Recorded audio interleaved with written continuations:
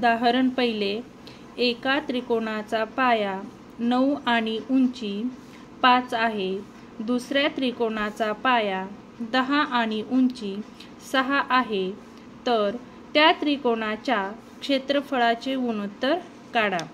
तर आता इथे आपल्याला त्रिकोणाचा पाया आणि उंची दिलेली आहे. 2 त्रिकोण दिलेले आहेत. सुरुवातीला आपण एक एक त्रिकोण लिहून घेऊया.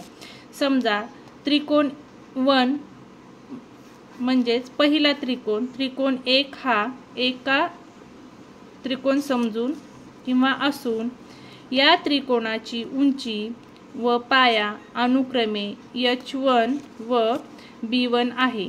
h म्हणजे उंची, b म्हणजे पाया किंवा बेस. त्रिकोण 2 हा दुसरा त्रिकोण आहे. या त्रिकोणाचे उंची व पाया अनुक्रमे h2 व b2 दिलेली आहे. h म्हणजे उंची, b म्हणजे पाया. हा h1 b1 पहिला त्रिकोण झाला. h2 b2 हा दुसरा त्रिकोण झाला. इथे b1 बरोबर 9 आणि h1 बरोबर 5. तर b2 बरोबर 10 आणि h2 बरोबर 6 हे आपल्याला दिलेल्या किमती आहेत b1 b2 h1 h2 च्या. आता आपण उदाहरण सोडून घेऊया. 2 त्रिकोणाच्या क्षेत्रफळाचे गुणोत्तर हे त्या त्रिकोणाच्या संगत पाया व संगत उंची यांच्या गुणाकाराच्या गुणोत्तरा एवढे असते. आता कुठलाही 2 त्रिकोण दिले असता त्यांचे गुणोत्तर हे त्या त्रिकोणाच्या संगत पाया व संगत उंची यांच्या गुणाकाराच्या गुणोत्तरा एवढे असते. तर ए त्रिकोण 1 ए म्हणजे एरिया, त्रिकोण 1 भागिले ए त्रिकोण 2 बरोबर b1 गुणिले h2 b2 गुणिले h2. आता आपल्याला इथे काय करायचे आहे, यांच्या किमती टाकून घ्यायच्या आहे. मग आता आपण इथे किमती टाकून घेतलेल्या आहेत. b1 9 गुणिले h1 5 ही आपल्याला दिलेली किंमत आहे. b2 10 तसेच गुणिले h2 6 ही आपल्याला दिलेल्या किमती आहेत. दिलेल्या किमती आपण इथे भरून घेतलेल्या आहेत. आता सरळ काय करायचं, 9चा आणि 5चा गुणाकार करायचा, 10चा आणि 6चा. 9 5 45 6 आहे 60. आता ह्या दोन्ही संख्या कुठल्या पाड्यामध्ये येतात, तर 15च्या पाड्यामध्ये येतात. 15 त्रिक 45 15 चौक 60. तर इथे आपलं उत्तर आलेलं आहे 3/4. इथे भाग जात नाही म्हणून हे आपलं उत्तर आलेलं आहे. भाग गेला असता तर आणखी थोडंसं उत्तर कमी झालं असतं. तर त्या त्रिकोणाच्या क्षेत्रफळाचे गुणोत्तर इथे आपल्याला आलेलं आहे 3/4. आता आपण दुसरं उदाहरण पाहूया.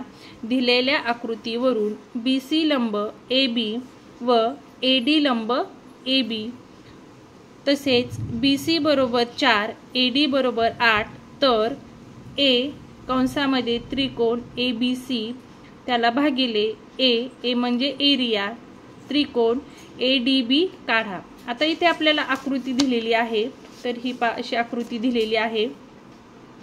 त्रिकोण ABC आणि त्रिकोण ADB हे 2 आपल्याला त्रिकोण दिलेले आहेत आणि 2 त्रिकोणाचा समान पाया आहे. A आणि B हा त्यांचा समान पाया आहे. AB या रेषेवरती हे 2 त्रिकोण तयार झालेले आहेत. आता आपण पुढे पाहूया. त्रिकोण ABC व त्रिकोण ADB या त्रिकोणाचा सामायिक पाया रेख AB आहे. रेख AB हा त्रिकोण ABC व त्रिकोण ADB यांचा सामायिक पाया आहे. AB ही रेख 2 त्रिकोणाचा सामायिक पाया आहे. तसेच सामायिक किंवा समान पायांच्या त्रिकोणाचे क्षेत्रफळ त्यांची संगत उंचीच्या प्रमाणात असतात. आता जे कुठले दोन त्रिकोण दिलेले असतात सामायिक किंवा समान पाया यांच्या त्रिकोणाचे क्षेत्रफळ ही त्यांच्या संगत उंचीच्या प्रमाणात असतात. म्हणजे AB ह्या रेषेवरती C हा लंब आहे, तसेच D हा दुसरा लंब आहे. म्हणून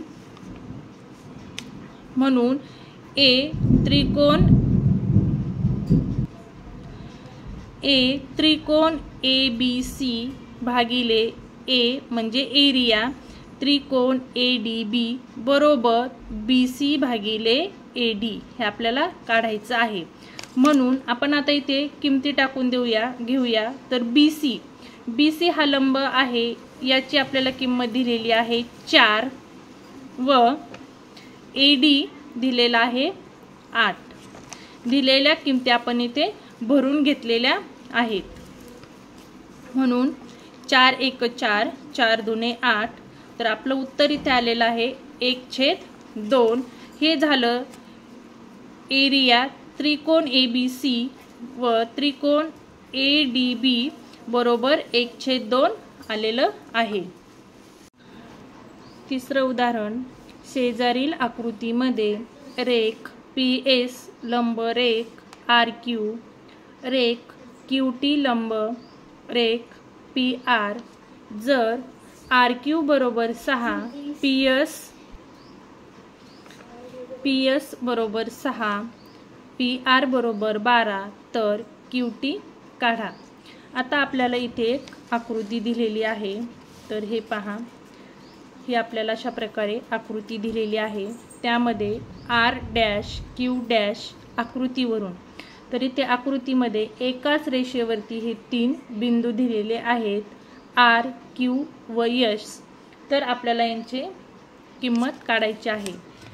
त्रिकोण PRQ मध्ये रेख RQ हा पाया व रेख PS ही उंची आहे. त्रिकोण PRQ हा त्रिकोण दिलेला आहे PRQ. याच्यामध्ये आपल्याला काय दिलंय, RQ हा पाया दिलेला आहे RQ. तसेच PS ही काय दिलेली आहे, उंची. तर याच्यावरून हे आपण पुढील समीकरण सोडूया. एरिया ऑफ ट्रायंगल PRQ म्हणजेच त्रिकोण PRQ बरोबर 1/2 गुणिले RQ गुणिले PS हे आपल्याला एक समीकरण मिळालेलं आहे. तसेच ट्रायंगल PQR मध्ये रेख PR हा पाया व रेख QT ही उंची घेतल्यास, तर आपल्याला दुसऱ्या त्रिकोणामध्ये काय करायचंय, PR हा पाया घ्यायचा आहे आणि QT ही काय घ्यायची आहे, उंची घ्यायची आहे. तर यावरून आपलं समीकरण काय तयार होणार आहे, मग एरिया ऑफ ट्रायंगल PRQ बरोबर 1/2 गुणिले PR गुणिले QT. याला आपण 2 क्रमांक देऊन घेऊया. आता इथे म्हणून 1/2 गुणिले RQ गुणिले PS बरोबर 1/2 गुणिले PR गुणिले QT. समीकरण 1 व समीकरण 2 वरून, समीकरण 1 आणि समीकरण 2 यांच्यावरून आपण आता किंमत काढणार आहोत. म्हणून RQ गुणिले PS बरोबर PR गुणिले QT.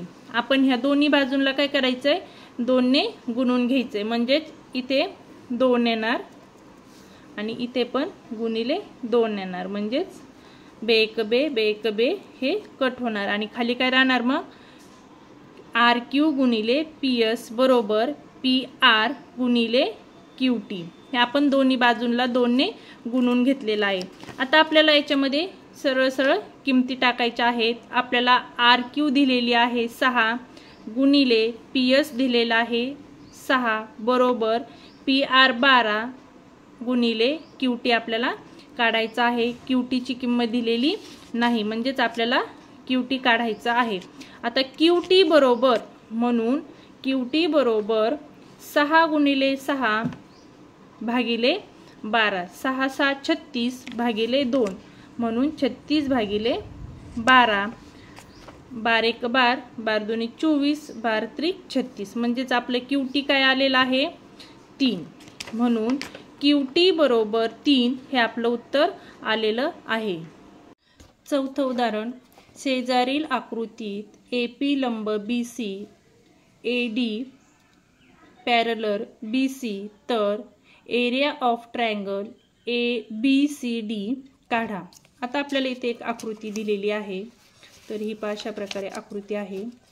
आकृतीमध्ये AP लंब BC, AP हा लंब BC या रेषेवरती आहे, तसेच AD पॅरलर BC या दोन रेषा आहेत। या दोन रेषाखंडामध्ये ही आकृती तयार झालेली आहे।